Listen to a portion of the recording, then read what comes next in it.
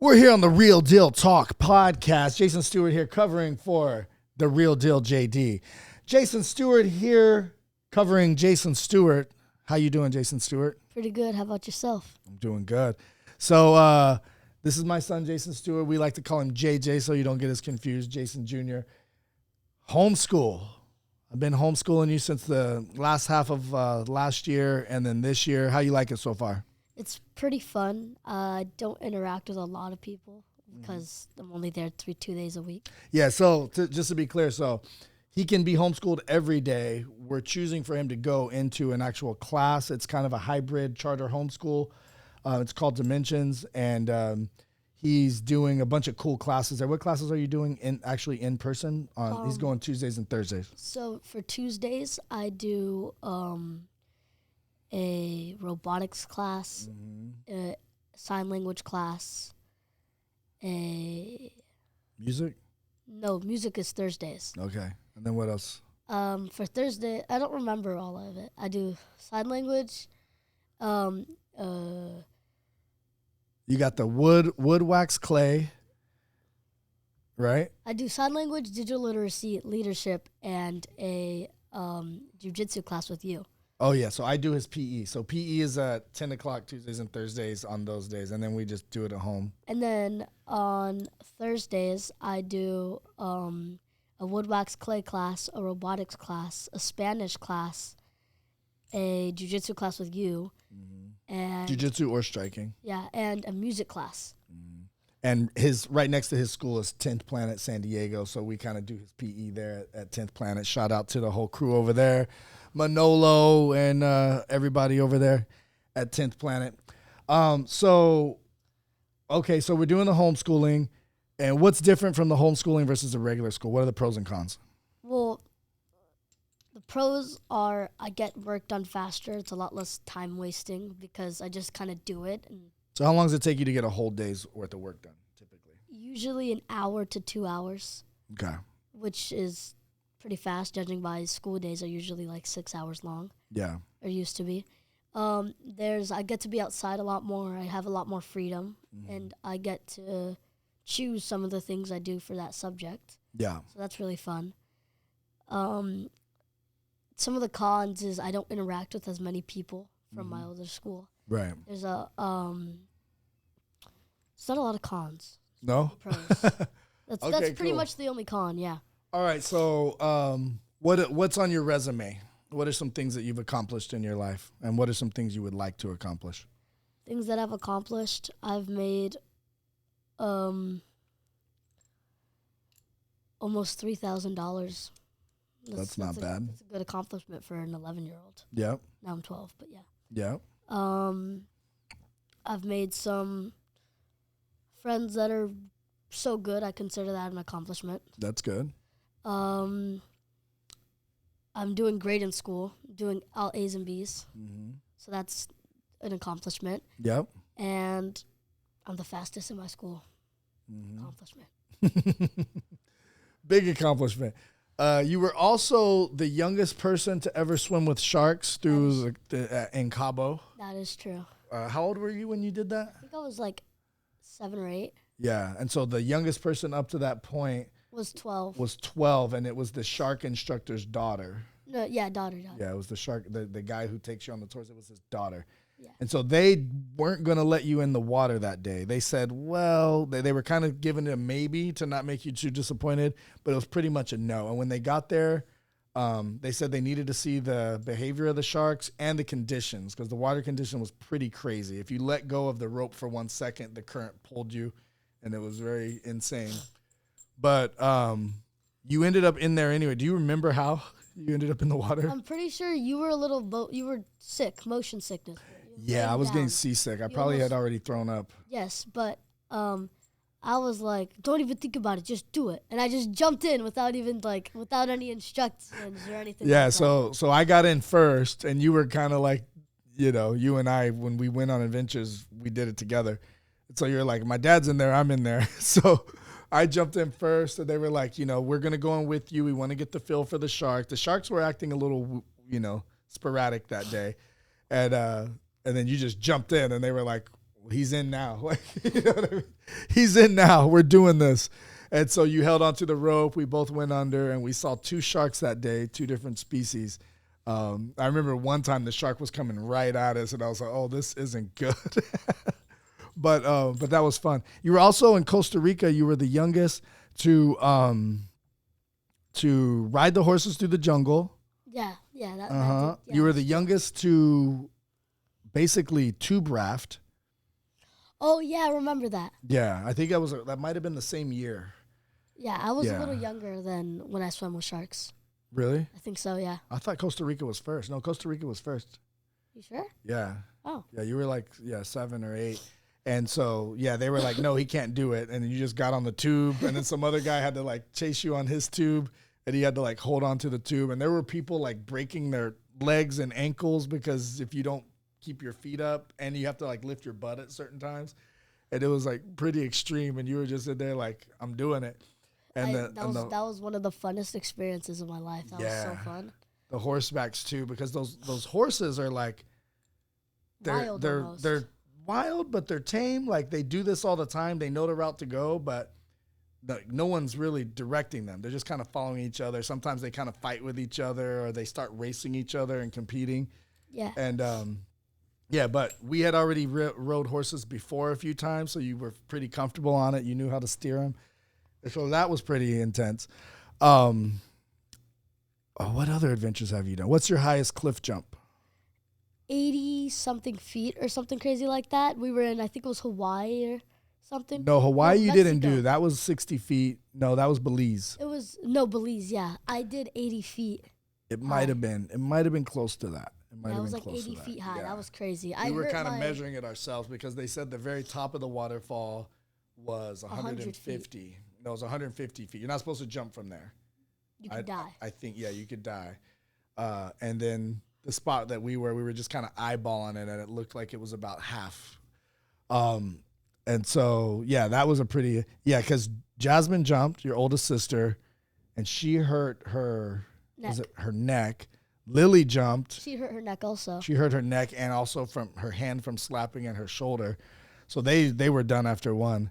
And then you and we just kept doing it. We just kept going. I went like 3 or 4 times, and afterwards my neck and my chest started hurting for like almost a week. Oh, really? Yeah. It wasn't bad, but it started hurting. That day you didn't feel like anything was wrong with you. Yeah. Okay. So epic fighting. What's your experience at epic fighting, Ben? You've been in the cage since I was holding you as a baby. I've been to every epic fighting event since I was born, almost. Yeah, pretty much. Recently, for the past, I think 5 to 10 epic fighting events, I've been selling shirts, and I've gotten the record for the most sold shirts there every single time. Nobody's sold more shirts than me almost every time. So about how much money do you generate when you sell the shirts? Well, like a total like the total sold. Average about $450 in these $20 shirts, and I get a good 50% commission. So myself, I'll make like $200-something each fight. Yeah, good money. So a story that I love to tell is you were trying to raise money for Coachella. Yeah, and I think you were selling something else. Comics and lemonade. Okay, comics and lemonade. Yeah, and so I just remember the comics. So the comics, I was looking online for like bulk comics so you could have like a whole bunch because you're really into comics and superheroes. You've been into it for years. And I was basically like, they have the prices on them. Most of them are like $1, $2, $3. But I bought like a pack of 100 for $30 or something. It was just like maybe the throwaways or I don't know. And I bought like 1 or 2 packs. So you had like a couple hundred comic books, I think. Yeah, like 200. Yeah.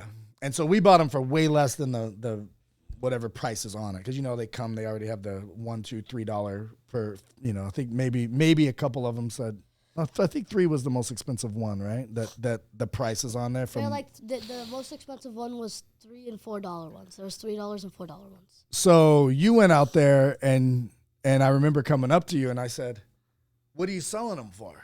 You could just sell them for the price that's on there. He's like, no, they're good. They're $15 each. And I said, $15 each? That's, that's crazy. Like you got them for like a few cents each. Even if you sold them for $1 or $2, you're making a ton of profit. And you were like, yeah, but 15, because some of these are really cool, and then they can go and pick whichever one they want for the 15. And I said, yeah, but I don't think anyone's going to buy them at 15. Like, why don't you price them at a couple bucks? I sold almost 40 that day. At 40 comics or $40? 40 comics. I sold almost 40 comics that day. I don't think you sold 40 comics at $15 each. Yeah, I did. Really? Yeah. That would have been a lot of money. It was a lot of money. I was excited. I remember at the time you had just set up and you had already sold 3. And you were like, well, I'm just going to keep selling them at 15. I've already sold 3. And I did the math. If I was selling them at $2 each, I'd be here all day to make the same amount of money I sold in just a few minutes selling 3. And that's when I was like, I came at you with limiting beliefs. You didn't know to have limiting beliefs. You set your own price. It worked. Who am I to tell you? I'm not an expert in comics. You know more about comics than me. But it was more the limiting belief thing to where you went out there, sold 3 comics instantly, made $45, and I'm over here thinking that that's too much. And so that it kind of showed me, like, how many blockages do we have on ourselves and that we portray onto other people to where we think you can't do that. When I tried to buy my first house, my mom's never owned a house. I was 18 years old the first time I tried. I was 21 when I actually closed escrow on my first house. And she was just like, no, don't do that. Like, you have to rent first. You have to know what it's like to be on your own. I was still living with my mom, 21. I go from living with my mom to a homeowner, And it was just like, then I went to buy a second house at 24. And I remember my buddy, Giancarlo, was like, you can't buy 2 houses. Now you're getting out of control. That's ridiculous. And my mom was like, you know what? Maybe he knows something we don't. Maybe he's smarter than us in this area. Maybe we just let him do what he does, And then I got my second home at 24.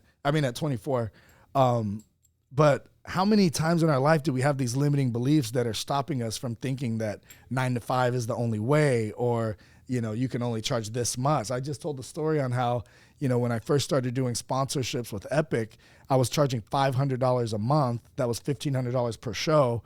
And they were getting on every single fighter's shorts, all over the cage. This fight brought to you by, every banner. And it was, social media posts, email blasts. And it was like, you could sponsor one fighter and only put your logo on their shorts and spend $1,500. They're getting a VIP table, which we're selling for more than $1,500. It was like I was giving everything away. But it was just like, and then my mentor was like, you should be charging at least $2,000 a month for this, $6,000 per show. The tables alone now will sometimes sell for $5,000. But it was just in my head, I don't know if they could afford. More recent example is I had the sponsors paying, now the sponsors pay more, right? $1,500, $2,000 a month, so $6,000 per show. And I was just like, but it's still not scalable because we can only have like 10 sponsors. There's only so much room on the fighter shorts. There's only so much room on the cage. So I came up with this method to do commercials. I made more reoccurring income in a week than I did of 14 years of owning Epic Fighting. I just had to get out of my own way and be like, people spend money on advertising. One of our sponsors was like, yeah, I'll do that. I'm going to do the smaller package and see how it works because I'm already spending $9,000 on just commercials. That's like one of 15 different forms of advertising that he does. So it's just like, oh, let me change my thinking. This person's spending probably hundreds of thousands on advertising a month. And I'm over here, walking on eggshells, asking for, a couple grand. You know what I mean? What other experiences have you had in your life where you felt like you didn't have the limiting belief and it worked in your favor? Lemonade. I was selling lemonade and then with my friends, and they were like, sell them for like 25 cents a cup. These are small cups and nobody's going to buy lemonade for $2. I'm like, no. I'm selling these lemonade cups for $2. Watch.